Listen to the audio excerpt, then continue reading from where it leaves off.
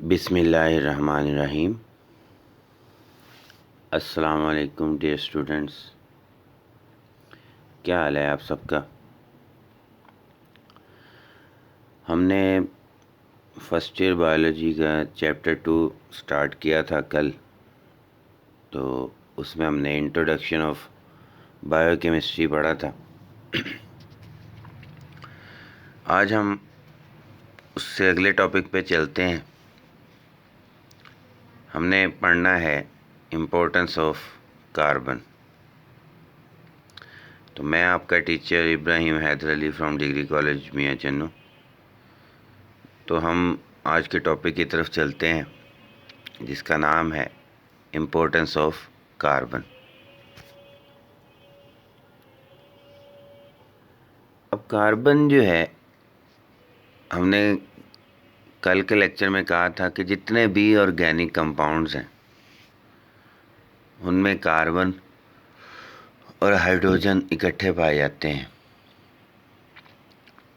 अब organic compounds में इन दोनों एलिमेंट्स को ही क्यों चुना गया, ख़ास तौर पे अगर हम कार्बन की बात करें तो कार्बन को क्यों इतनी अहमियत हासिल है, क्यों हर ऑर्गेनिक कंपाउंड में कार्बन होता है, तो इसी चीज़ को आज हम पढ़ेंगे।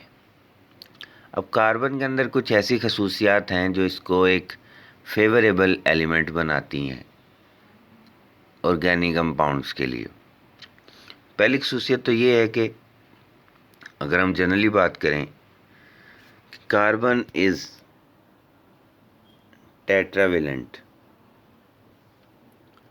टेट्रावेलेंट का मतलब है, बेसिकली केमिस्ट्री में हम पढ़ते हैं वैलेंसी। वैलेंसी का मतलब होता है कि जो एटम, जो कोई भी एटम है, उसके आखिरी शेल में जितने भी इलेक्ट्रॉन हों, उसको फिल करने के लिए, उसके आखिरी शेल को मुकम्मल तौर पे फिल करने के लिए जितने भी इलेक्ट्रॉन चाहिए, वो उसकी वैलेंसी होती है। मतलब कि अगर आखिरी शेल को फिल करने के लिए 1 इलेक्ट्रॉन चाहिए तो उस एटम की वैलेंसी होगी 1। 2 इलेक्ट्रॉन चाहिए तो वैलेंसी होगी 2। 3 इलेक्ट्रॉन चाहिए तो 3। 4 इलेक्ट्रॉन चाहिए तो 4। तो बेसिकली कार्बन इस टेट्रावेलेंट का मतलब है कि इसके आखिरी शेल को फिल करने के लिए 4 इलेक्ट्रॉन की ज़रूरत है। तो जाहिर है आप पढ़ेंगे आगे नेक्स्ट कोवलेंट बॉन्ड, आपने मैट्रिक में भी पढ़ा होगा।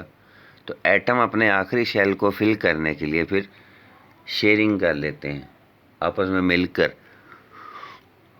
बॉन्ड बना लेते हैं, जिसे हम कहते हैं कोवलेंट बॉन्ड। तो कार्बन इज़ टेट्रावेलेंट, यानी कि ये दूसरे एलिमेंट के साथ मिलकर कोवलेंट बॉन्ड बना लेता है। क्योंकि टेट्रावेलेंट है तो 4 इलेक्ट्रॉन इसको चाहिए होते हैं, तो ये 4 कोवलेंट बॉन्ड बना सकता है एट अ टाइम। एक कार्बन 4 बॉन्ड बनाता है। फिर कार्बन की एक खसूसियत ये है कैटिनेशन। कैटिनेशन का मतलब है सेल्फ लिंकिंग प्रॉपर्टी, कि अपने जैसे कार्बन के साथ मिलते जाना और लंबी चेन्स बनाते जाना, इसे कहते हैं कैटिनेशन। हर एलिमेंट में ये खसूसियत नहीं होती। कार्बन कार्बन के साथ मिलकर लंबी लंबी चेन्स भी बना सकता है। ये नीचे देखें डायग्राम में कैटिनेशन। अब यहाँ पे देखें 1 2 3 4 5 5 कार्बन जुड़े हैं और लंबी चेन बनी। इधर भी 5 कार्बन जुड़े हैं लेकिन ब्रांच एक बनी हुई है। इधर भी 5 कार्बन जुड़े हैं लेकिन ब्रांचेस ज़्यादा हैं। तो कहने से मुराद ये है, एक तो ये कैटिनेशन है, सेल्फ लिंकिंग प्रॉपर्टी, अपने जैसे कार्बन के साथ भी मिला हुआ है, और स्ट्रेट चेन कंपाउंड भी बनाता है और ब्रांच्ड कंपाउंड्स भी बनाता है। तो ये तो 5 कार्बन है। कई कई कंपाउंड्स हैं जिनमें सैकड़ों कार्बन भी जुड़ सकते हैं। तो ये प्रॉपर्टी भी हर एलिमेंट में नहीं होती। ये कार्बन में है कि ये अपने जैसे कार्बन्स के साथ मिलकर लंबी चेन बना सकते हैं। लेकिन एक चीज़ यहाँ पे नोट करने वाली है कि हमने ऊपर भी बात की कार्बन टेट्रावेलेंट है, यानी कि हर कार्बन एक टाइम में कम से कम 4 बॉन्ड बनाता है। तो यहाँ पे नीचे जितने भी कार्बन है, अब देखें हर कार्बन के 4 बॉन्ड हैं, हर कार्बन के इर्द गिर्द 4 लाइनें हैं। ये 4 बॉन्ड्स को जाहिर कर रही हैं। और ये कौन से बॉन्ड्स हैं? ये कोवलेंट बॉन्ड्स हैं। हर कार्बन के, चाहे वो स्ट्रेट चेन कंपाउंड हो उसमें भी 4 बॉन्ड है, चाहे ब्रांचिंग हो, हर कार्बन के अब ये सेंटर वाला कार्बन देखें जिसके ऊपर मैंने रेड डॉट लगा दिया, इसने इर्द गिर्द 4 कार्बन के साथ बॉन्ड बनाया हुआ है। फिर जो इर्द गिर्द 4 कार्बन है उनके भी 4 बॉन्ड्स ही हैं। इस कार्बन का एक बॉन्ड नीचे वाले कार्बन के साथ है और बाकी बॉन्ड जो हैं 3 हाइड्रोजन के साथ हैं। तो एक तो कार्बन टेट्रावेलेंट है, एक वक्त में 4 बॉन्ड बनाता है। दूसरा, इसके अंदर कैटिनेशन की खसूसियत है, ये अपने जैसे कार्बन के साथ मिलकर लंबी लंबी चेन्स, ब्रांचेस वाले कंपाउंड्स भी बना सकता है। अब हमने कहा कि कोवलेंट बॉन्ड बनाता है कार्बन। तो कोवलेंट बॉन्ड होता क्या है? कोवलेंट बॉन्ड्स रिजल्ट्स व्हेन 2 और more atoms complete their electron shell by sharing electron. हमने कहा कि जब 2 या 2 से ज़्यादा एटम आपस में मिल जाएं, अपने आखिरी शेल को फिल करने के लिए वो इलेक्ट्रॉन को शेयर कर लें, तो उसे हम कहते हैं शेयरिंग ऑफ इलेक्ट्रॉन या कोवलेंट बॉन्ड। अब नीचे मुख्तलिफ मिसालें हैं। देखें, ये एक फ्लोरीन एटम है, इसके आखिरी शेल में 7 इलेक्ट्रॉन है।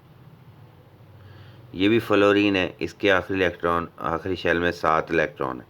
अब इसको आखिरी शेल फिल करने के लिए 1 इलेक्ट्रॉन चाहिए, इसको भी 1 चाहिए।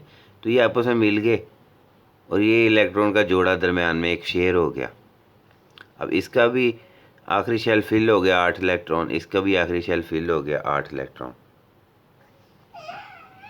तो ये 8 इलेक्ट्रॉन होने की वजह से अब इसका आखिरी शेल फिल हो गया है, तो ये कोवलेंट बॉन्ड बन गया। ये 2 एटम आपस में जुड़ गए, F2।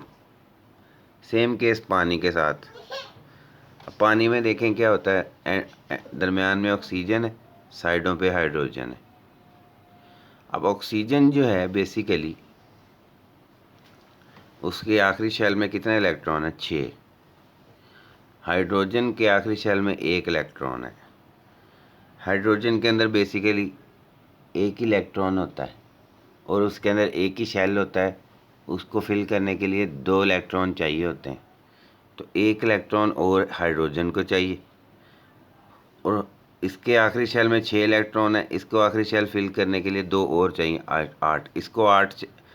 इसने 8 इलेक्ट्रॉन पूरे करने, इसने 2 इलेक्ट्रॉन पूरे करने। तो 8 इलेक्ट्रॉन पूरे करने के लिए इसको 2 बॉन्ड बनाने पड़ेंगे और इसको अपना 1 इलेक्ट्रॉन पूरा करने के लिए 1 ही बॉन्ड बनाना पड़ेगा। तो देखें क्या हुआ, H2O बन गया। ऑक्सीजन के आखिरी शेल में 8 इलेक्ट्रॉन पूरे हो गए और हाइड्रोजन के आखिरी शेल में 2 इलेक्ट्रॉन पूरे हो गए। तो ये शेयरिंग ऑफ इलेक्ट्रॉन से कोवलेंट बॉन्ड बनता है। तो यही काम फिर कार्बन भी करता है। इसके आखिरी शेल को फिल करने के लिए 4 इलेक्ट्रॉन की ज़रूरत है, तो वो शेयरिंग कर लेता है। अब जैसे ये CO2 दिखाई है उन्होंने, कार्बन डाइऑक्साइड। अब कार्बन डाइऑक्साइड जो है बेसिकली ये दरमियान में कार्बन है, ये इधर ऑक्सीजन है और इधर ऑक्सीजन है। अब देखें कार्बन के आखिरी शेल में कितने इलेक्ट्रॉन हो गए टोटल? 4 ये और 4 ये, 8। ऑक्सीजन के आखिरी शेल में कितने इलेक्ट्रॉन हो गए? 4 ये और 4 ये, 8। तो 2 जोड़े इलेक्ट्रॉन के शेयर हो गए, 2 जोड़े इसके साथ, 2 जोड़े इसके साथ। अब कोवलेंट बॉन्ड की फिर आगे टाइप्स है ना, single bond, double bond, triple bond. वो इलेक्ट्रॉन के जोड़ों पे डिपेंड करता है। अगर 1 इलेक्ट्रॉन का जोड़ा शेयर होगा तो सिंगल, 2 शेयर होंगे तो डबल, 3 शेयर होंगे तो ट्रिपल। अब यहाँ पे देखें 2 पेयर्स हैं इलेक्ट्रॉन के जो शेयर किए गए हैं, तो ये डबल बॉन्ड है। यानी कार्बन डाइऑक्साइड में 1 कार्बन 2 ऑक्सीजन होते हैं, तो दरमियान में कार्बन है, उसके साइडों वाले ऑक्सीजन के साथ 2 डबल बॉन्ड्स हैं। तो कोवलेंट बॉन्ड कैसे बनते हैं वो तो थोड़ी सी तफसील है, ये वैसे तो आपके सिलेबस का हिस्सा नहीं है, बस आपको पता होना चाहिए कि भाई कोवलेंट बॉन्ड बनता कैसे है। वो शेयरिंग ऑफ इलेक्ट्रॉन से बनता है। तो ये भी कार्बन की इम्पोर्टेंस में ही है कि कार्बन 4 बॉन्ड बनाने की सलाहियत रखता है। अब जब 4 बॉन्ड कार्बन बना लेता है, वो चारों बॉन्ड्स एक ख़ास एंगल पे एक ख़ास शेप में अरेंज होते हैं। उस शेप को हम कहते हैं टेट्राहेड्रल ज्योमेट्री।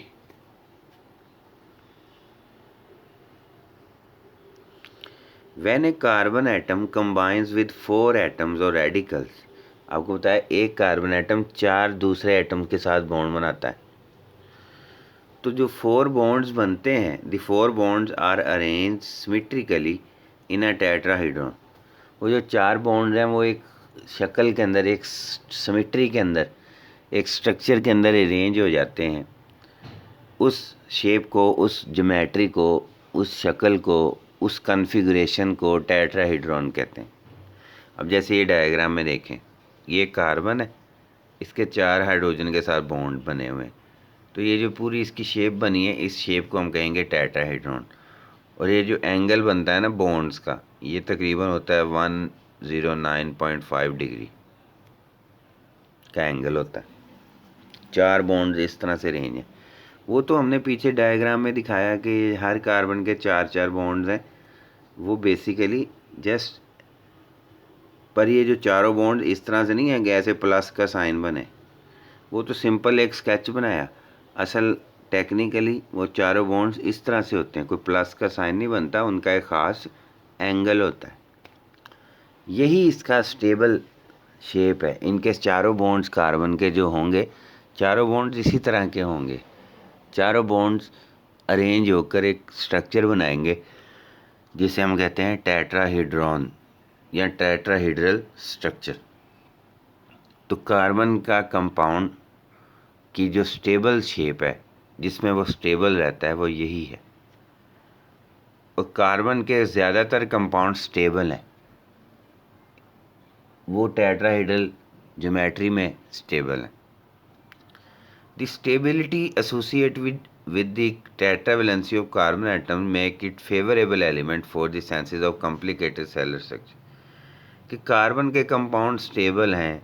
कार्बन जब 4 मुख्तलिफ एटम के साथ मिलकर टेट्रावेलेंसी की वजह से मुख्तलिफ एलिमेंट के साथ मिलकर बॉन्ड बनाता है, तो इससे बहुत से सेल के मुख्तलिफ स्ट्रक्चर बन जाते हैं। अब देखें ना, जानदारों की बुनियाद क्या है? सेल।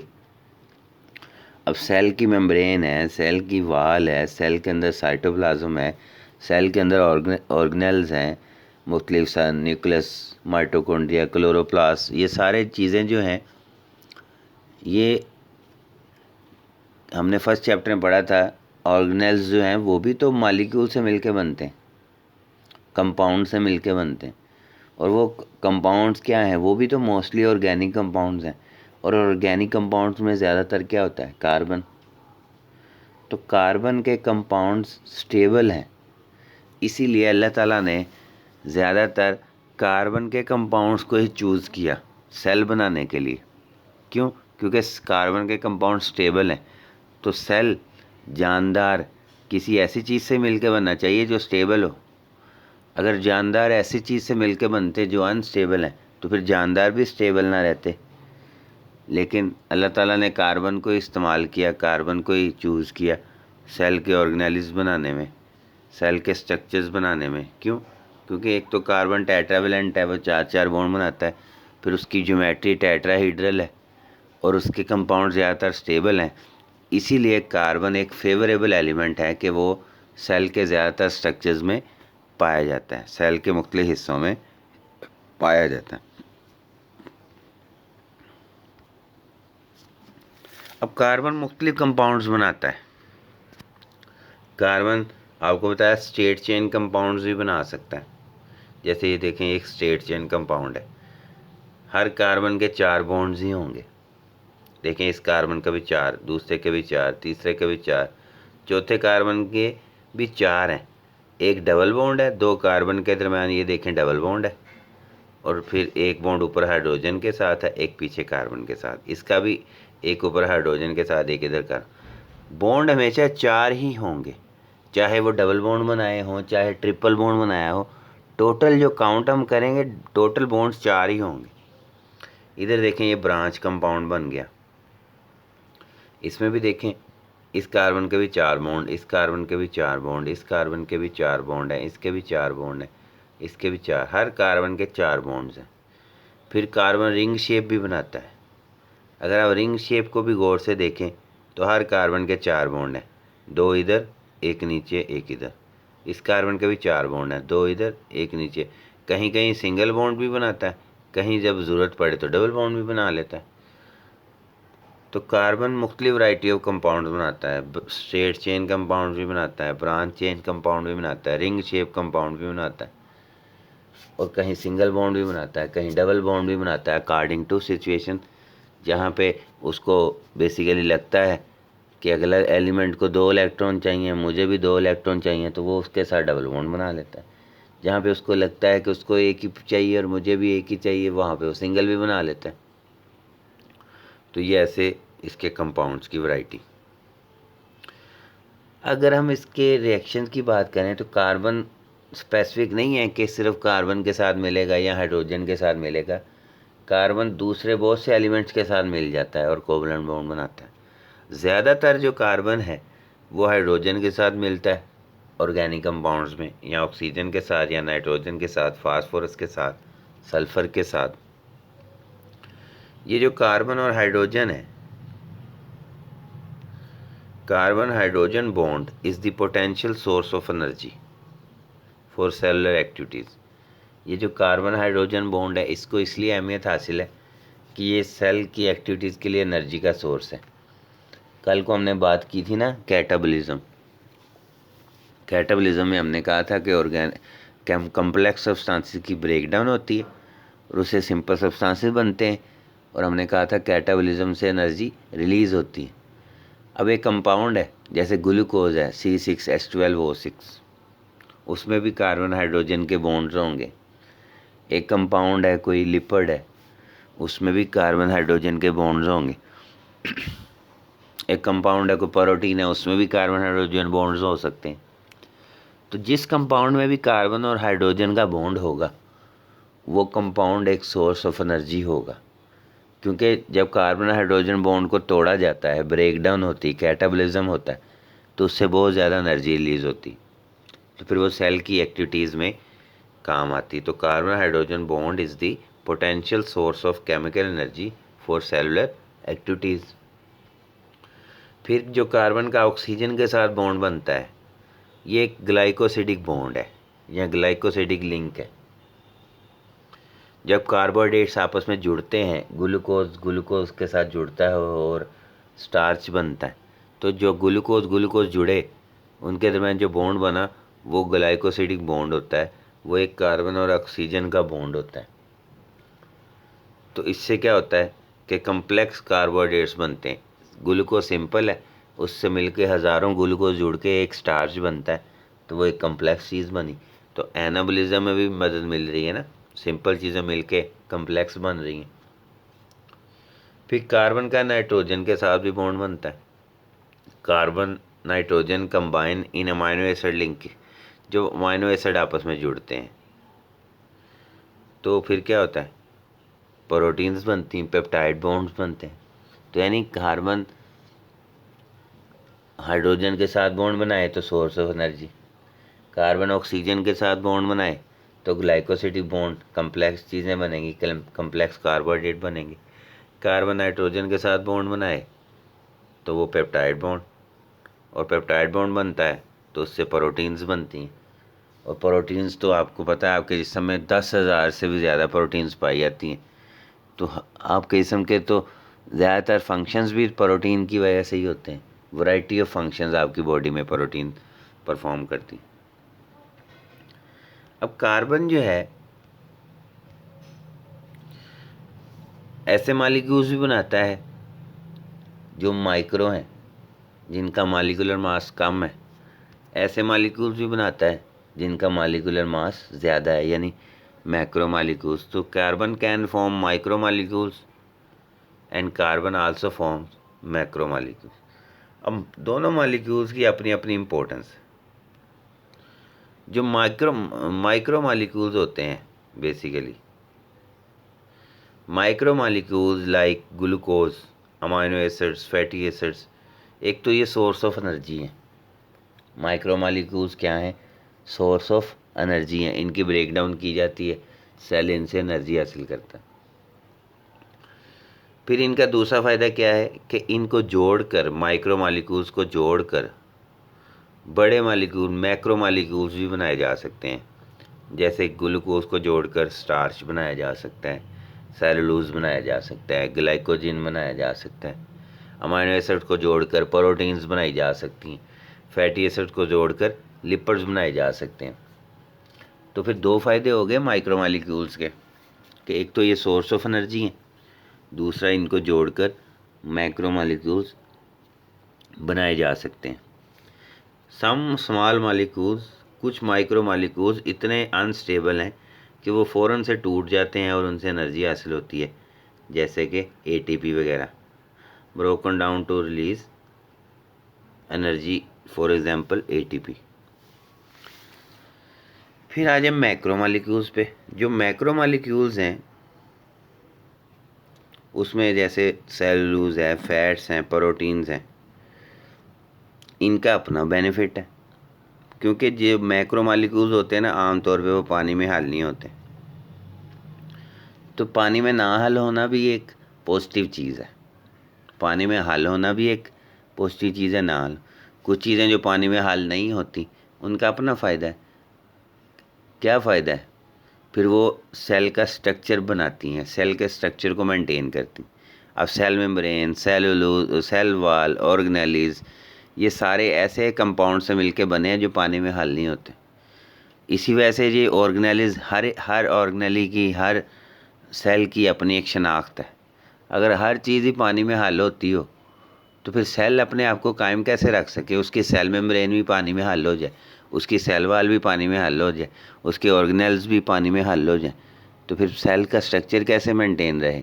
इससे फिर कहने से मुराद ये है कि जो मैक्रो मॉलिक्यूल्स हैं कई, वो पानी में हल नहीं होते, तो फिर hence they form structure of the cell. फिर दूसरा फ़ायदा क्या है मैक्रो मॉलिक्यूल्स का? They also serve as a storage for smaller molecules, कि जब स्मॉलर मॉलिक्यूल को स्टोर करना है तो उनसे मैक्रो मॉलिक्यूल बना के स्टोर कर ली। जैसे ग्लूकोज को स्टोर करना है तो स्टार्च की सूरत में स्टोर कर लेते हैं पौधे, जानवर ग्लाइकोजन की सूरत में स्टोर कर लेते हैं, तो वो भी एनर्जी का सोर्स है। अब हमारी बॉडी में ग्लूकोज स्टोर होता है ग्लाइकोजन की सूरत में। जब भी कभी हमारे मसल्स को चाहिए होगी एनर्जी, उसी ग्लाइकोजन से दोबारा से ग्लूकोज बनाकर और उसकी ब्रेकडाउन कर ली जाएगी और एनर्जी हासिल कर ली जाएगी। तो माइक्रो मॉलिक्यूल्स भी हैं कार्बन के और मैक्रो मॉलिक्यूल्स की हैं। माइक्रो मॉलिक्यूल्स का अपना बेनिफिट है कि वो एनर्जी का सोर्स है, दूसरा उनसे बड़े मॉलिक्यूल्स बनाए जाते हैं। और बड़े मॉलिक्यूल्स का अपना एक फ़ायदा है कि वो पानी में हल नहीं होते। एक तो सेल का स्ट्रक्चर बनाते हैं, दूसरा वो माइक्रो मॉलिक्यूल्स से मिलने से बनते हैं, तो इसलिए माइक्रो मॉलिक्यूल्स को स्टोर करने में हेल्प कर रहे हैं। तो ये कुछ खसूसियात थी कार्बन की कि कार्बन क्यों इम्पोर्टेंट है, कार्बन की इतनी ज़्यादा अहमियत क्यों है, क्यों इसको एक फेवरेबल एलिमेंट कंसीडर किया जाता है ऑर्गेनिक कंपाउंड्स के लिए। तो उसके मुख्तलिफ खसूसियात हमने पढ़ी कि कार्बन टेट्रावेलेंट है, 4 बॉन्ड बना सकता है। फिर इसके अंदर सेल्फ लिंकिंग प्रॉपर्टी है, कैटिनेशन। फिर ये जो चारों बॉन्ड्स बनाएगा वो कोवलेंट बॉन्ड्स होंगे, वो इलेक्ट्रॉन की शेयरिंग से बनाता है। फिर वो जो सारे कंपाउंड्स बनाता है उसमें बॉन्ड्स की जो अरेंजमेंट है वो टेट्राहेड्रल ज्योमेट्री है, इसी में वो स्टेबल रहता है। इसी स्टेबिलिटी की वजह से तो ये सेल के ज़्यादातर स्ट्रक्चर बनाता है। फिर ये ब्रांच चेन कंपाउंड भी बनाता है, स्ट्रेट चेन कंपाउंड भी बनाता है, रिंग शेप कंपाउंड भी बनाता है, मुख्तलिफ एलिमेंट्स के साथ भी बॉन्ड बनाता है।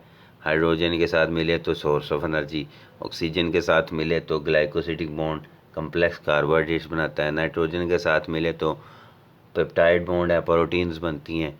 फिर माइक्रो मॉलिक्यूल्स बनाए तो वो सोर्स ऑफ एनर्जी, या उनसे जोड़ के मैक्रो मॉलिक्यूल्स बनेंगे तो वो पानी में हल नहीं होते, सेल का स्ट्रक्चर मेंटेन करते हैं और माइक्रो मॉलिक्यूल्स को स्टोर करने में भी हेल्प करते हैं। तो ये थी कार्बन की इम्पोर्टेंस, कि कार्बन क्यों इतना ज़्यादा अहमियत का हामिल है, क्यों ऑर्गेनिक कंपाउंड्स का जो मेन एलिमेंट है वो कार्बन क्यों माना जाता है। तो ये उसकी हमने इम्पोर्टेंस आज हमने पढ़ी। नेक्स्ट इंशाल्लाह नेक्स्ट लेक्चर में हम इम्पोर्टेंस ऑफ वाटर पढ़ेंगे। कल जो है वो ईद उल अज़हा है, तो कल इंशाल्लाह लेक्चर नहीं होगा, संडे को भी लेक्चर नहीं होगा। इंशाल्लाह फिर नेक्स्ट वीक मंडे से दोबारा से लेक्चर का आगाज़ होगा, लेकिन फ़र्स्ट ईयर के लेक्चर अपनी उसी रूटीन के हिसाब से चलेंगे। वीक के आखिरी 3 डेज़ में, थर्सडे, फ्राइडे और सैटरडे। मंडे को इंशाल्लाह सेकंड ईयर के लेक्चर के साथ हाज़िर होऊंगा। तो आपको कोई भी कन्फ्यूजन हो, कोई भी सवाल हो, आप लोग पूछ सकते हैं। मैं मेरी आईडी पे इनबॉक्स में आप मैसेज कर सकते हैं, कमेंट्स में वीडियो देखते हुए कमेंट्स में भी मैसेज कर सकते हैं। तो इंशाल्लाह हम नेक्स्ट वीक मिलेंगे। सबको मेरी तरफ से एडवांस ईद उल अज़हा मुबारक। अल्लाह आप सबको हमेशा खुश रखे। अल्लाह हाफिज़।